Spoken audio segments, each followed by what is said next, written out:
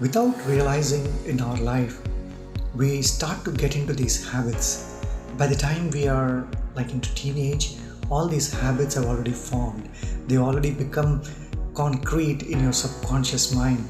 And when we're working with a lot of these younger kids and also adults, they are addicted to these habits so deeply that they're unable to change. And the biggest problem is lack of understanding of ourselves. They think that habits are mind and the mind are who they are. And unfortunately, that is not the case. To understand where the habits come from and how the mind functions and who you really are helps actually to get out those habits very quickly. In fact, I still remember my initial days when I was working at an ancient sage, Sunita.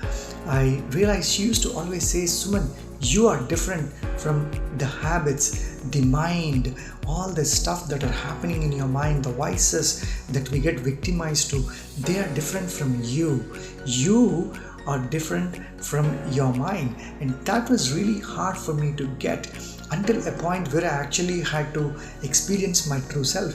And that is where ancient Sukshma healing program helps people to actually experience their true self. Because once you realize your true self, then it becomes so easy for you to separate the mind and the vices. You can become objective and see them separated.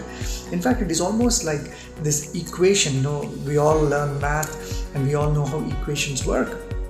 In the equation, there is always something which is constant, and there are variables that are constantly changing.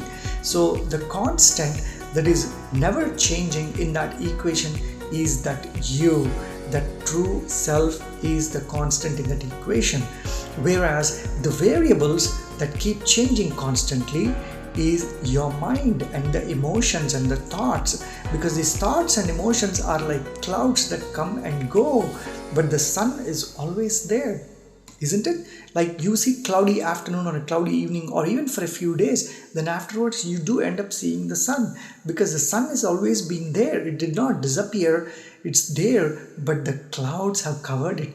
Very similar to that is your mind and emotions and thoughts and all these vices that are working on you. The moment you realize that you are in charge, then the game is over, because then you can take charge of your life. Then you are embedded in your true self.